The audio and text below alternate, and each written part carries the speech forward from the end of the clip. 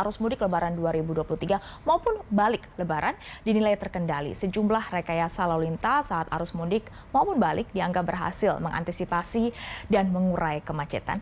Kita akan bahas bersama dengan Dirjen Perhubungan Darat Kementerian Perhubungan Bapak Hendro Sugiatno. Selamat sore Pak Hendro.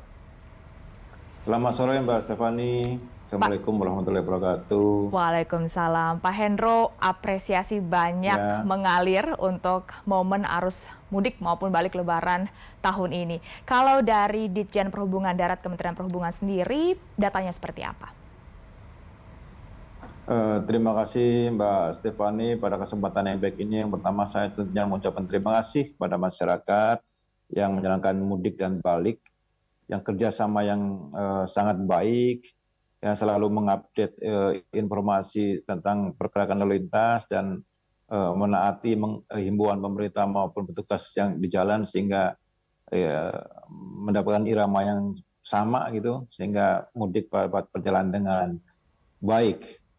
Dari data yang kami terima pada hari ini, situasi landai baik di penyeberangan di Bakahuni yang ke arah Jawa itu sudah normal, bagus. Di Ketapang, Gilimanuk juga normal. Di jalan tol juga pergerakannya masih bisa dikendalikan karena batas tinggi di jalan tol itu kan 166.000 per hari.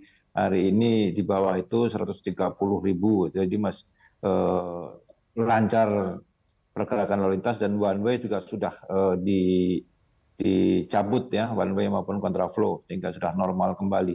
Dan tentunya walaupun sudah normal, monitor tetap dilakukan oleh Jasa Marga dan Korlantas untuk bisa mengambil langkah-langkah apabila ada peningkatan.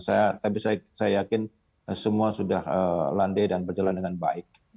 Berarti arus balik bisa dikatakan sudah selesai Pak Hendro. Nah, apakah memang kelancaran yang terjadi selama momen mudik maupun balik Lebaran ini karena adanya sejumlah rekayasa lalu lintas atau karena liburnya yang panjang, atau dari catatan Ditjen Perhubungan Darat seperti apa Pak Hendro?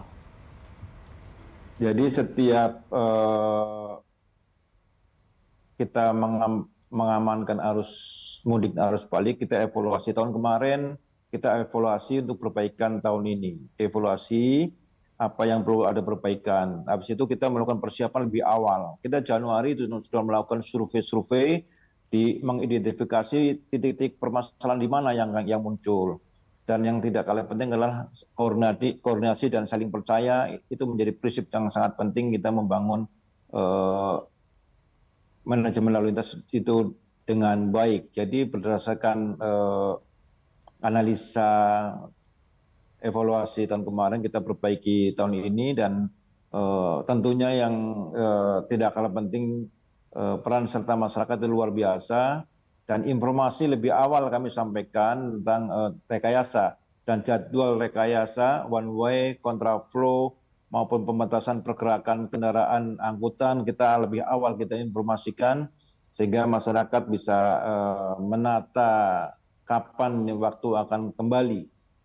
Dan kita tidak pungkiri juga adanya waktu kembali di mudik ini, di balik arus baliknya juga ada waktu 2 kali, yaitu 24 dan 25, 26, serta di tanggal 30, tanggal 1. Tapi pada prinsipnya justru yang tinggi adalah H+2. H+2 itu paling tinggi baik di penyeberangan Bakahuni Merak maupun di jalan tol.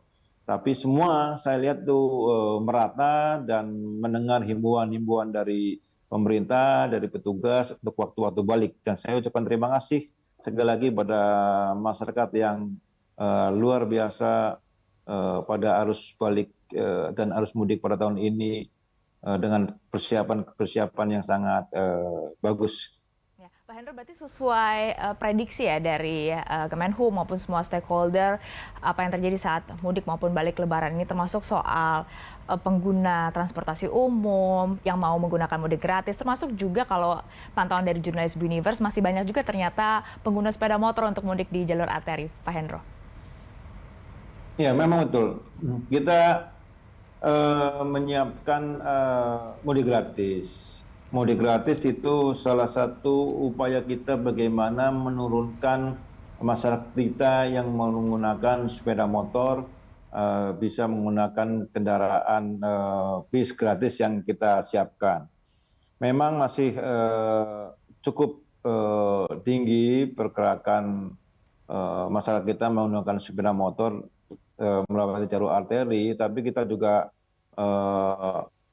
bersyukur juga karena tahun kemarin kecelakaan sepeda motor adalah yang paling tinggi. Tahun ini ada penurunan yang tadi sudah jelas oleh Jasa Raharja, ada penurunan jumlah kasus kecelakaan, dan kecelakaan di mudik ini relatif kecil, tapi justru kecelakaan di kota-kota kecil berkaitan dengan masalah perayaan hari raya itu yang cukup tinggi itu sepeda motor.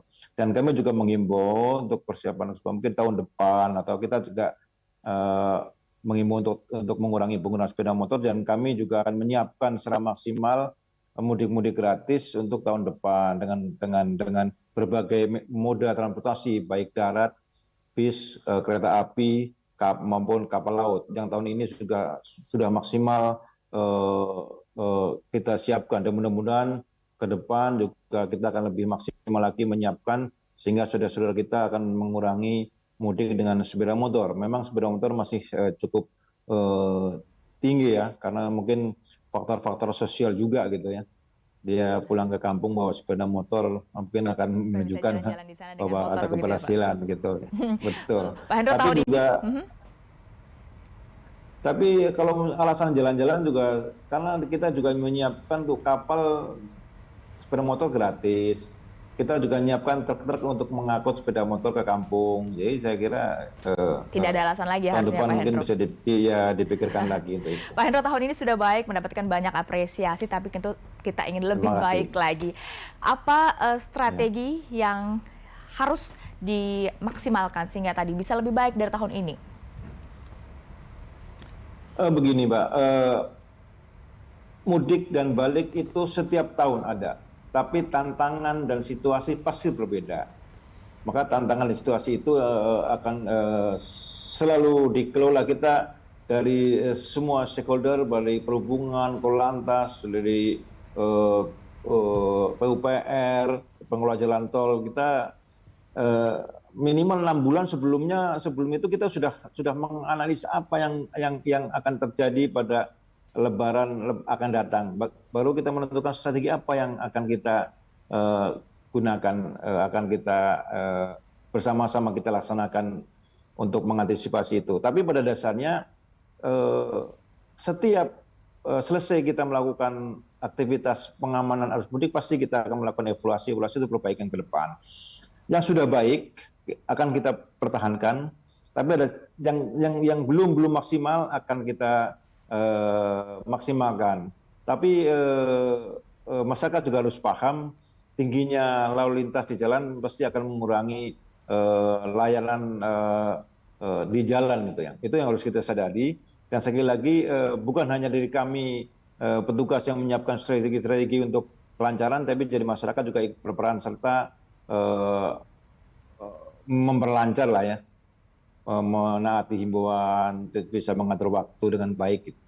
Ke depan pasti akan ada perubahan strategi, tapi yang sudah baik akan kita pertahankan untuk ke depan. Baik. Seperti one way, kontraflow itu pasti. Tahun depan insya Allah akan lebih baik, karena ada penambahan lajur di jalan tol Cipali, itu ada penambahan mudah-mudahan lebih lancar. Di arteri juga ada penambahan jalan yang akan memperlancar proses mudik.